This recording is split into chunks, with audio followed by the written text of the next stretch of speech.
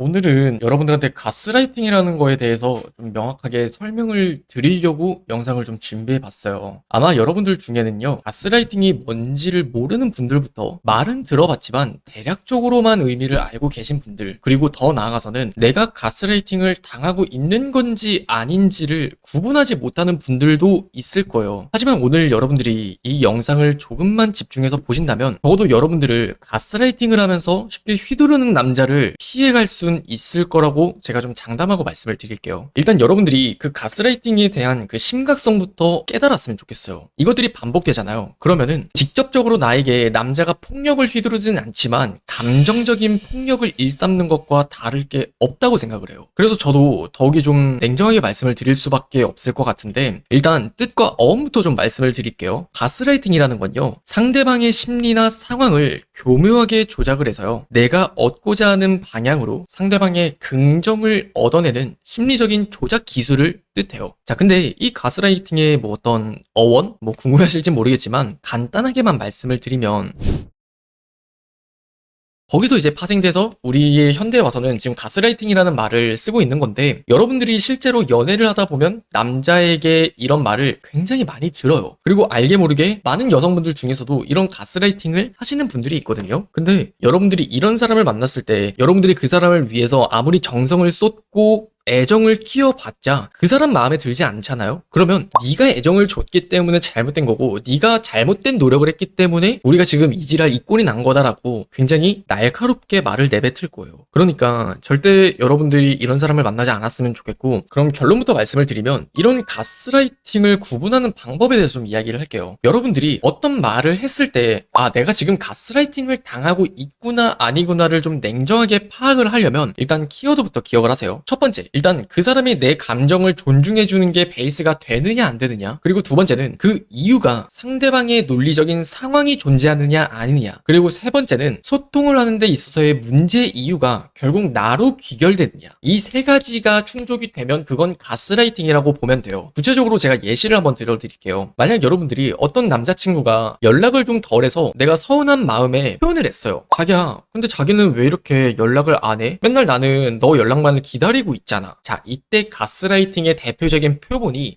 진짜 짜증나네. 안 그래도 내가 연락을 하려고 했는데 네가 방금 전에 나한테 이렇게 또 연락 오면 내가 연락하기 싫어지잖아. 네가 이럴수록 내가 연락을 안 하게 되는 거야 라는 말이에요. 제가 앞서 말씀드린 세 가지가 다 들어가 있어요. 그 사람이 첫 번째로 내 감정을 존중했을까요? 존중하지 않았어요. 내가 서운하다라는 감정을 느끼니까 이런 말을 하는 건데, 내 감정은 온데간데 없이 그냥 짜증을 내기 바쁘죠. 그리고 두 번째, 그 이유가 그 상대방의 논리적인 상황이 존재하느냐라고 말씀을 드렸어요. 그 사람이 연락을 하지 못할 만한 상황? 표현? 그런 거 없어요. 그리고 마지막 세 번째로, 문제의 이유가 나로 귀결되기 때문이었어요. 이 가스라이팅이라는 것들을 구분하지 못하면 정말 내가 이렇게 닥달을 해서 이 사람의 연락을 잘 안 하나 보다, 내가 계속 이렇게 이 사람한테 표현을 하니까 얘는 그게 부담스러워져서 나한테 더 연락을 안 하게 되는 거구나, 이렇게 믿어버린단 말이에요. 하지만 이건 엄연한 가스라이팅이에요. 그리고 두 번째 예시는, 근데 자기야, 자기는 왜 이렇게 표현을 안 해줘? 나는 너가 조금 더 표현을 해줬으면 좋겠어. 충분히 연인 사이에 나올 수 있는 말이에요. 이 사람은 또 그렇게 말을 해요. 네가 계속 그러니까 나는 부담스러워져서 내가 안 하게 되는 것 같아. 나도 표현을 하고 싶은데 너는 계속해서 나한테 표현을 하라는 듯이 강요하고, 그러니까 내가 더 부담스러워져. 그게 정말 그 사람의 이유일 수도 있어요. 하지만 그게 이유가 돼서는 안 돼요. 이게 어떤 말이냐면, 본인이 좀 더 부담을 느껴서 이야기를 할 수는 있지만 그 이유가 너 때문에 내가 이렇게 안 하게 되는 거다라는 건, 그게 가스라이팅이라는 거예요. 사람들은요, 알게 모르게 이 가스라이팅이라는 것을 의도하진 않지만 본인의 이기심이라는 것들을 못 이겨서 그게 상대방을 배려를 하지 못하는 줄도 모르고 이렇게 나도 모르게 가스라이팅을 하는 경우가 있단 말이죠. 그래서 저는 여러분들이 그렇게 가스라이팅을 할 법한 남자를 여러분들이 미리 알아보는 방법을 좀 말씀을 드릴게요. 우리가 처음에는 남자들이 다 간이든 쓸개든 다 빼줄 것처럼 행동을 하고 모른단 말이에요. 이 사람이 그런 말을 할 사람인지 아닌지. 근데 딱 세 가지만 기억을 하세요. 이 세 가지를 보면은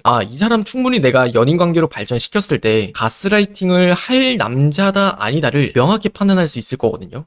첫 번째는, 말을 굉장히 잘해요. 말을 못하는데 가스라이팅을 하진 않거든요. 말을 굉장히 많이 해봤고 말을 잘하기도 하고 굉장히 표현력이나 언어 어휘도 굉장히 풍부하다는 특징이 있어요. 이건 하나의 충족 요건이지 말을 잘한다고 가스라이팅을 한다는 게 아니에요. 두 번째는 뭐냐면 남 탓과 세상 탓을 하는 게 습관인 남자들이 있어요. 그냥 내가 진급을 하지 못한 이유는 우리 회사의 어떤 부장놈 때문인 거고, 내가 대학에 들어가지 못하는 이유는 시험 문제 출제자들이 너무 어렵게 냈기 때문이고, 내가 친구가 없는 이유는 내 주변에 꼬인 놈들이 많기 때문인 거고, 내가 많은 돈을 벌지 못한 이유는 내가 운이 따라주지 않아서다 라면서 뭐든지 그냥 남 탓, 세상 탓을 일삼는 사람들이 있어요. 그런 사람들은요, 가스라이팅이라는 것들을 할 가능성이 매우 높아요. 왜냐하면 이 가스라이팅이라는 것의 본질도 어떤 문제가 발생했을 때 그 문제를 해결하는 데 있어서 상대방의 심리를 교묘하게 조작하는 거거든요. 근데 나를 되돌아보지 않고 상대방의 어떤 허점이나 상대방에게서 문제를 찾는 사람들은요, 가스라이팅이라는 것들을 나도 모르게든 아니면은 알고 그러는 거든 할 가능성이 매우 높아요. 그리고 마지막 세 번째, 자기를 바꾸는 게 아니라 남을 바꾸려고 해요. 비유를 하자면요, 꼰대라고 생각을 하시면 돼요. 여러분들도 대학에서든 아니면 직장에서든 꼰대의 캐릭터를 참 많이 봤을 거예요. 근데 사실 그 꼰대들의 그 어떤 특징이라 함은 자기 자신이 고착화되는 줄도 모르고 굳어가고 있는 거거든요. 근데 자기 자신은 정답이고 나는 아무런 문제가 없고, 어떤 문제가 발생했을 때 의지가 없어서 그래. 요즘 것들은 말이야 노력을 하지 않아서 그래 하면서 남들을 바꾸려고 해요. 근데 이게 여러분들과의 연애에 있어서도 그런 모습을 보이지 않을 거라고 드라마처럼 생각하지 않았으면 좋겠어요. 현실적인 연애라 함은 그냥 그 사람의 삶을 좀 더 내가 가까이서 본다는 거. 근데 서로가 서로의 삶을 자세히 들여다보다 보면요, 당연히 그 사람이 세상을 살아가는 습관이라는 걸 나도 모르게 볼 수밖에 없어요. 그리고 그 습관이라 함은 나를 바꾸는 게 아니라 남을 바꾸려 하고 남 탓, 세상 탓을 하는 습관이 있고, 거기에 말을 굉장히 잘하는 사람이라면 당연히 여러분과의 어떤 문제가 생겼을 때 여러분들을 문제 삼으면서 여러분들을 바꾸고 고쳐 쓰려고 하는 거지, 자기 자신이 진심 어린 사과를 하면서 여러분들의 감정을 존중해주고 미안하다, 내가 좀 더 노력해보겠다, 네가 그렇게 생각할 줄은 나는 솔직히 잘 몰랐었다, 그런 말이 나올 수가 없어요. 근데 그런 정신머리로 살고 있는 사람을 내 남자친구로 받아들인다는 걸 여러분들이 조금은 냉정하게 좀 고민을 해보셨으면 좋겠어요.